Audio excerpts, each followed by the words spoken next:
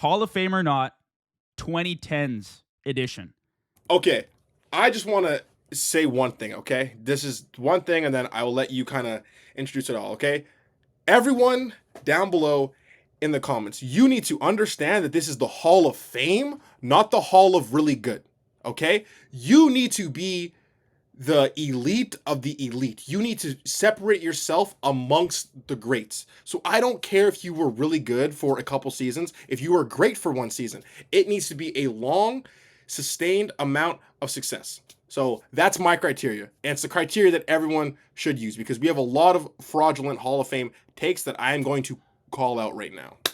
You know, I appreciate that. I think this is better for us to run the show like this. I introduce something and you outline the rules for it because for years, I've been trying to say the same thing in that there are a lot of players, and I'm sure we'll even have a disagreement here, Deshaun, but there are a lot of players that deserve recognition and are absolutely a part of Ring of Honors for their individual teams. That is fine. That is cool. And we're going to start it off with one of those players, Deshaun, but like you said, there is a distinct rule book that I follow for the Hall of Fame, and it largely has to do with your legacy and long-time success and how great the success has been, right? If it's just in the regular season, what does that mean, right? So we'll get into things. The first name we had up, Julian Edelman, 2009 to 2020. What are your thoughts, Deshaun, coming from a Patriots fan? I think Julian Edelman is Hall of Really Good. You cannot deny his playoff success. Honestly, with the exception of Jerry Rice, he's probably the best playoff receiver in NFL history. The issue is that there is 18 other games in the regular season that you have to be elite for. And the fact that he only had 1,000 yards 3 times in his career, you can't be Hall of Fame doing that. You cannot be a Hall of Famer with no All-Pro selections. Not one, not even a second team, no Pro Bowls. Trust me, I watched this guy my entire life. I loved him. Great receiver. He's for sure going to be immortalized in New England. He is a legend with us. He is not a legend in the entirety of football, though, because there is no world where in the same hallway you look at a bust of Randy Moss, Jerry Rice, and Julian Edelman. That should not happen. Dude, you're stealing my lines. Well, I mean, we even talked about this, though. Like, initially, when you think Julian Edelman, I feel like for most people, the household name, immediately you're like, yes, Hall of Fame, right? It's the first thing because you've seen the success on the brightest stage. I just did a quick search. I don't know how true this is, but it said 8 receivers have won a Super Bowl MVP. So he's in a very, very small class of success in the playoffs. He averaged 112 yards in all 3 Super Bowl wins, plus a Super Bowl MVP, but no All-Pro nods, no Pro Bowl nods. To not have a Pro Bowl, a single Pro Bowl, and make the Hall of Fame, it's tough to see. And like you said, Deshaun, Patriots legend, absolutely. But to me, among the likes of Megatron, Terrell Owens, Randy Moss, and Julian Edelman, come on. It sounds weird. I respect Julian Edelman 1,000%. And what he did for New England cannot be replicated because he had so much success with Brady and with Gronk, and they had incredible teams. And he's an icon, a part of those teams. But, like I said, and I was going to back him for the episode, but to only have 3 1,000-yard receiving seasons, it's tough. I don't think we can put him in the Hall of Fame. I would say no.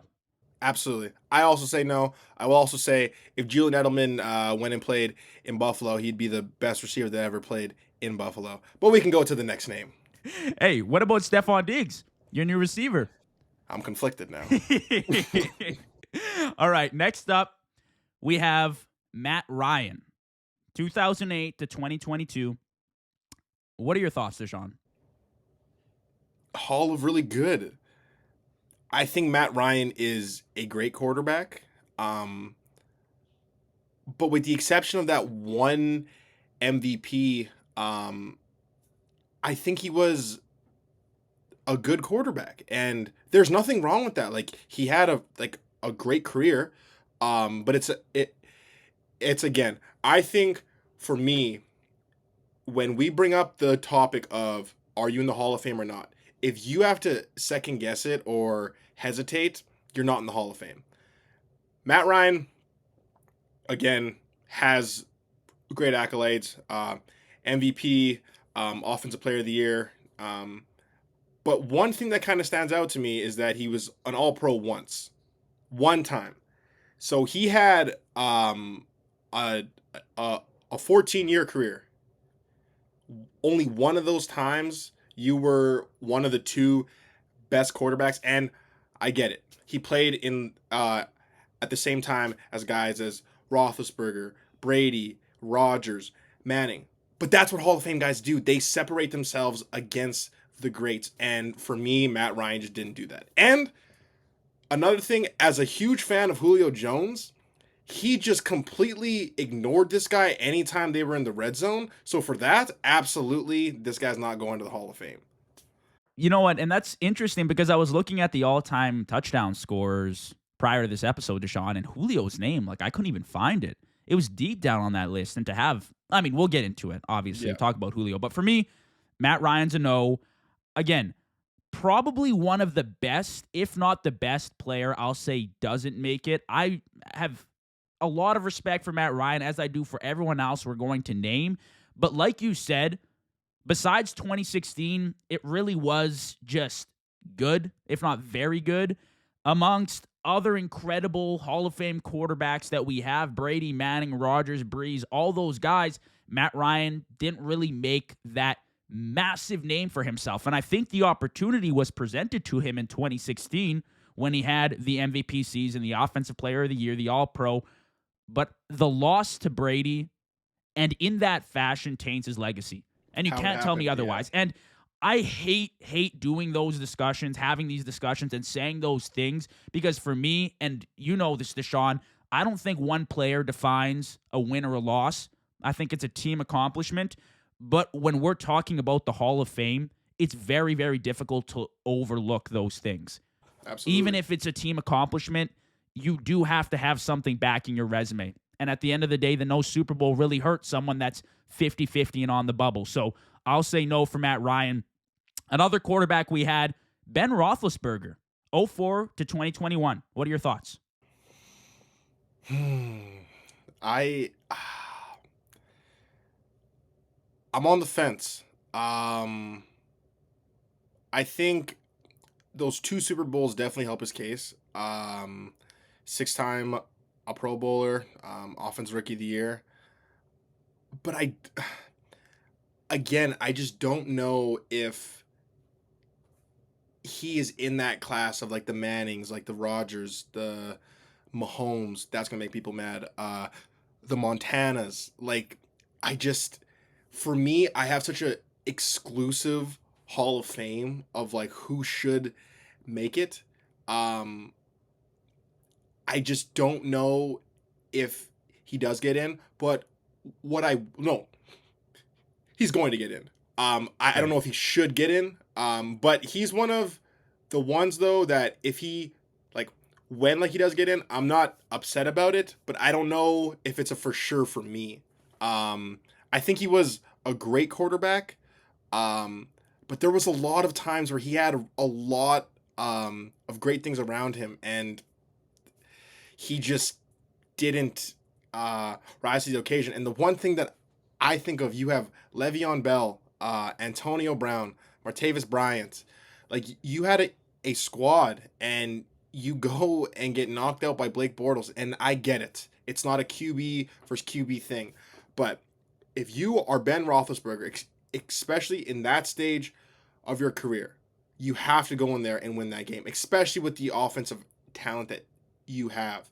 And for me, I just think with those two Super Bowls that he had, I think that were more defensive driven than what he was doing. And I'm not saying that he didn't play great, but I think that there were a handful of guys you could have went in and slotted where he was.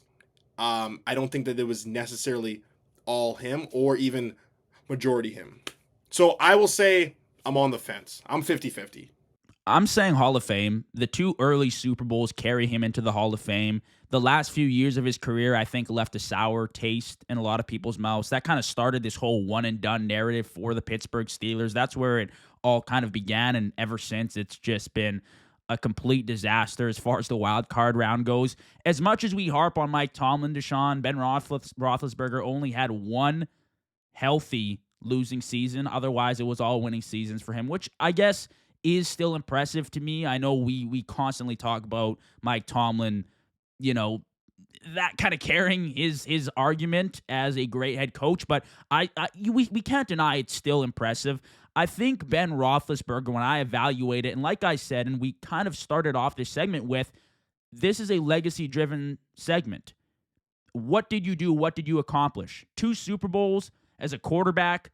It's very, very hard to debate otherwise. And I can see the argument because after that point, after their last Super Bowl, it wasn't all sunshine and rainbows. He had the teams, he had the fire, he had the powerhouse offenses with the great defenses to back him, and they still couldn't do it. That hurts his legacy. That's what puts this whole debate in question.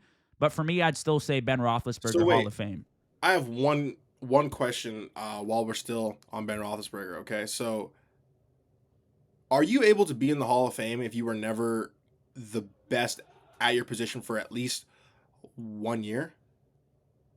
Yeah. Because Matt Ryan was an MVP, something Ben Roethlisberger never was. Matt Ryan was an All-Pro, something that Ben Roethlisberger never was. So if we're looking at just individual success, individual accolades, how do you separate the two? Is it because one played for a good head coach and a great defense?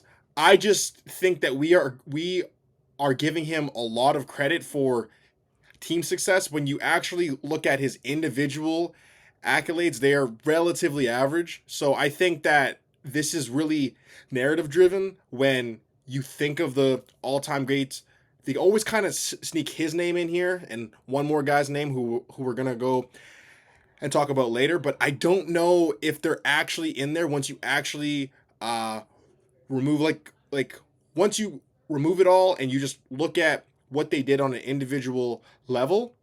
I don't know. No all pros. That's interesting to me. I'll answer this in 2 ways, and we'll go to our next guy, Deshaun. A, that is a lot of brain power for a Hall of Fame committee that sometimes might not use it all. You know what I mean? Yeah. They might just look at what I was referring to as 2 Super Bowls. He was the Offensive Rookie of the Year. He had early success. Household name in Pittsburgh. We'll put him in. So I think it's a lot of brain power. A, we look at it from a very analytical standpoint, I think. 2, and you did also kind of cover this, but it was in the era of your Brady's, your Mannings. And I know if you're going to the Hall of Fame, you should be able to separate yourself, but it is also very difficult, and I take this into account, to play in the same conference as 2 of the greatest to ever do it, to throw the football. And it is tough to look at it that way, but I think for me, from what happened early in his career, to have those 2 Super Bowl championships, I think without a doubt he makes it in, and I'd still give him the Hall of Fame nod above someone like a Matt Ryan or a Phillip Rivers. But I can see why you're on the fence. I will say that much. The next guy we had up, his teammate, Antonio Brown, Hall of Fame or not? Hall of Fame. Hall of Fame. He's not getting in. Definitely not. He is ridiculous. He's going wild. But all of that aside, I don't know if there was ever a 6-7 year stretch of higher play at the wide receiver position than what Antonio Brown did. Antonio Brown was not just one of the best wide receivers in the NFL. He's one of the best football players. He is one of the best route runners. His releases are top notch. He's able to go over the middle. He's able to go underneath, and he's able to take the top off the defenses. And he's doing this at at a relatively undersized stature, especially at a time when the league was a little bit more into taller receivers. You had Randy Moss, Terrell Owens, Julio Jones, Larry Megatron. Fitzgerald, Megatron, right? And then you have this smaller receiver just go and knock off 5 straight all pros. That's not easy to do. So if we were to just hide his name, if we were just to show his resume, there would be zero hesitation if this guy is a Hall of Famer. This guy, in my opinion, is a top 3 receiver of all time, and he is, I cannot even stress it enough, he is levels above Jerry Rice, and Jerry Rice is in the Hall of Fame. So, for sure, I think everyone knows he's a Hall of Famer, but for reasons that have nothing to do with football, he will never see Canton. No, exactly. That's the mirrored take that I had, Deshaun. Antonio Brown is a Hall of Fame caliber receiver. The talent is Hall of Fame level. You cannot look us in the eyes and say Antonio Brown, from what you saw with your own eyes, dominating from 2013 to 2018, is not a Hall of Famer. 6-year stretch of 1,200 plus receiving yards, 100 plus receptions, and 8 plus touchdowns. And those were his low years. That's so I can include the low years. There were years where he was going 1,500, 1,600, and just straight up dominating. So, as a talent, yes, he's Hall of Fame. The NFL won't let it happen because he has gone completely off the rails. But I vividly remember games where I was up against AB in fantasy or watching him against my favorite team, and it's just one touchdown and the next touchdown and another, just piling them on. You just could not believe what you were watching, the way he stemmed his routes, his finish, Tony toe tap. I mean, the talent is Hall of Fame. Is he going to get in? No, which is unfortunate because of the way things ended up after his incredible stretch ended. But to then get the Super Bowl in Tampa, which was a stacked roster, I'll give him that. But he was still awesome with the Bucs, Absolutely. Deshaun. He was still awesome. He was playing at an elite level at that time. So I don't think it's in question. Is he going to make it? No, but we both think and agree here that Antonio Brown is a Hall of Fame player. Now, let's transition over. Our next guy, Cam Newton, 2011 to 2021. Deshaun, what are your thoughts?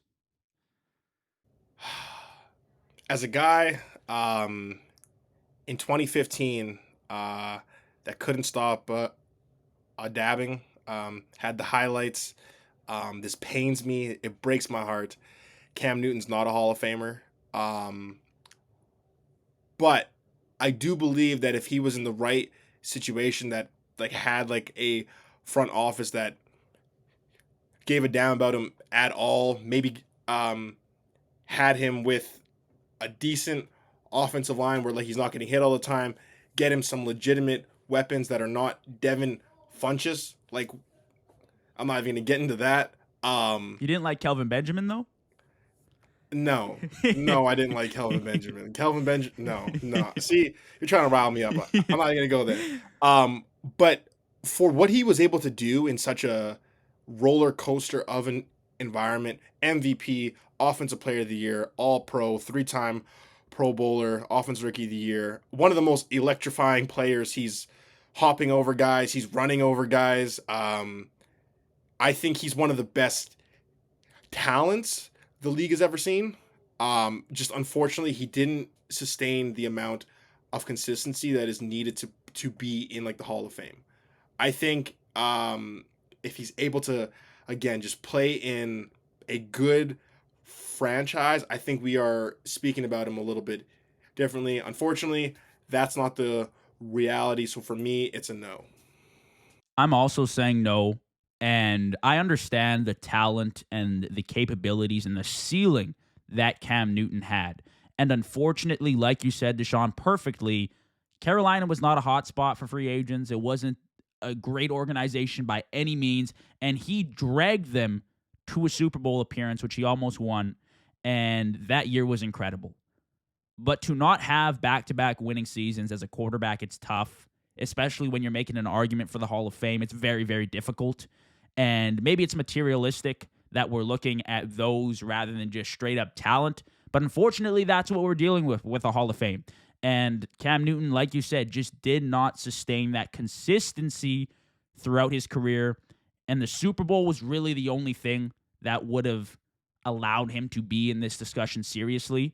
But without it, I just find it hard to believe that people would put him in the Hall of Fame just based off his resume and the lack of consistency.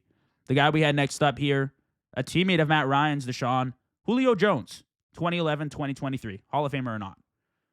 Hall of Famer. Hall of Famer. But his bust is not around like Randy Moss and Jerry Rice. Like, it's a little bit like further down the hallway. He's there, but it's just not at like the cool kid table. I think for being the physical specimen that Julio Jones is, the lack of production in the red zone is just, it's mind-boggling to me. Yeah. It doesn't make a lot of sense. I don't know how many times he's had double-digit receiving touchdowns in a season, but I know it's not more than 3. Just being as athletic, as explosive, like the route runner, and just not putting it all together in the red zone. I think that for me is a little bit of a knock on him. Now, obviously, I mentioned it earlier. I do put a lot of blame on like the offense that was being ran in Atlanta. I put some blame on Matt Ryan, but at the end of the day, you're the X, you're Julio Jones. It's the red zone. You got to cash in.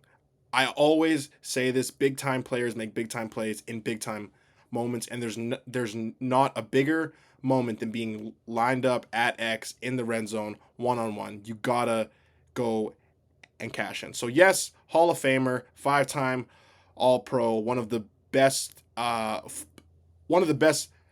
players in Atlanta history. Yeah, I just wish I would have seen a little bit more success in the red zone. But again, all-time great. Yeah, I think that's a fair argument, Shawn. I'm giving Julio the Hall of Fame nod. I'm saying yes.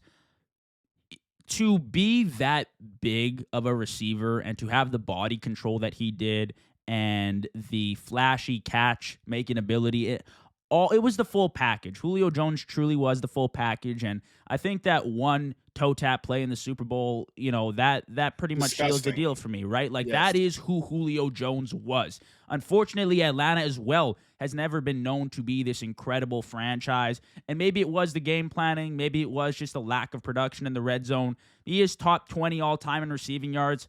He was the 2010's all-decade receiver. He was on the team, so I'm saying yes for sure. I understand where you're coming from, though, with the touchdown production. A little bit disappointing, but nonetheless, I'm giving him the Hall of Fame nod. Our last guy here, Shawn, and here we go as our disagreement starts. Eli Manning, 2004 to 2019, Hall of Fame or not? You go first, because my blood is boiling right now, and I just need a second just to go and calm down. So, Eli Manning, Hall of Fame or not? I'm saying yes. I thought Eli Manning should have been first ballot, and you can judge by the reaction that this is not going to go very well. But I will say, 2-time Super Bowl champion, 2-time Super Bowl MVP, Walter Payton Man of the Year, Eli Manning is a Hall of Famer. Should have been first ballot. Without Eli Manning, Brady would reign over the league with 9 Super Bowls, would be the forever GOAT. But because of Eli, we have a chance. Not once, but twice did he win Super Bowl MVP against stacked Patriots defenses. I'm giving it to Eli. Sorry, Shawn. I want to put... I'm sorry. I'm sorry. I want to make it clear that this has absolutely nothing to do with me being a Patriots fan. I know no one's going to believe me, but this legitimately has nothing to do with me being a Patriots fan. Okay. So, when you have to make a Hall of Fame case and you bring in Walter Payton Man of the Year as if that has anything to do with someone's football ability, makes zero sense. Makes zero sense. Because what are we talking about? What are we talking about? Earlier in the podcast, we were talking about Ben Roethlisberger and Matt Ryan not being the best quarterback and holding that against them. Eli Manning was never top 5 in the National Football League in his entire career. Top 5. So how are we going to now put someone that's never been top 5 into the Hall of Fame? So now, absolutely, everyone's going to say, well, he won Super Bowls. Okay, awesome. Okay, so in 2007, when my New England Patriots went off and destroyed the entire league, okay, we go undefeated all the way to the Super Bowl, okay? That year, we were averaging 30 plus a game, okay? Do you know what the score was in that Super Bowl? I'll tell you, 17-14, okay? So what does that tell you? And the defense was good. The defense was good in New York. No. That defense, if you go back and watch the end of that season, of like the 2006-2007 season, the Giants started playing lights out on the defensive side of the ball. So fast forward to the Super Bowl. They completely put New England's offense in a box. They were playing physical. They were getting hands on receivers and tight ends, not getting any free releases, and it was messing up Tom Brady's timing with his receivers. Okay? We only put up 14 points. An offense that is regarded as one of the best offenses in football. Randy Moss, Wes Welker, Tom Brady, you have, and like the list goes on. So now, do you want to talk about what Eli Manning did? Okay, yeah, he put up 17 points. Eli Manning should have got sacked, okay? Eli Manning should have got sacked by 3 New England players. But he didn't. No, absolutely. But he should have. Absolutely. The New England Patriots had literally the number 1 ranked defense that year. Not some on the rise, flaming hot New York Giants defense. The number 1 defense in the league. And then, yes, absolutely. We held them to 17 points. That is great. And then Eli Manning evades the pocket. Awesome. And what does he do? He's not his big brother Peyton. He's not going to make a good decision. He's going to heave the ball into the middle of the field, and David Tyree is going to make a catch, putting the ball on his helmet. And we are going to give credit to Eli Manning for that? Okay, 2007's over, okay? 2011, all right? Rematch. I'm older now. I understand football a little bit more now, and I'm ready. I'm ready to play the Giants, okay? 21-17, okay? We end up losing. If Wes Welker makes a reception, we're not talking about this. We are not talking about this game at all. All Eli Manning did his entire career was did just enough to get by. Just enough to get by. A 4-time Pro Bowler. Cool. That's awesome. 2-time Super Bowl winner. Let's add context to that. And he should not have 2 Super Bowl MVPs. He should not at all. Victor Cruz, Manningham, like that defense, the entire defense should have just went on stage and just took the MVP. But I was saying that to say, for you to be in the Hall of Fame, you need to be at minimum a top 5 player at your position 2 or 3 times in your career. Eli Manning was never that once.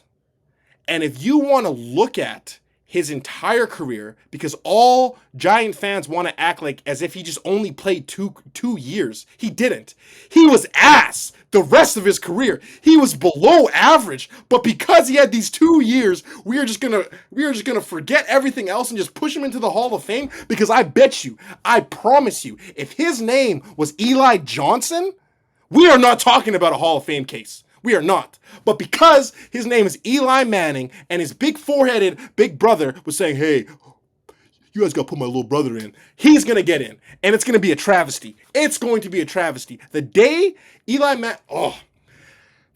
Manning is in the Hall of Fame, we're throwing a party. Is the day the world is over. We're throwing a party. Because then that means there's no justice. There's no justice in this world. And that's sick. And the fact that you are cheering this on is sick. And it perfectly represents all Bills fans. Sick individuals. So, to say all that, Eli Manning is not a Hall of Famer. Unnecessary. Absolutely unnecessary target.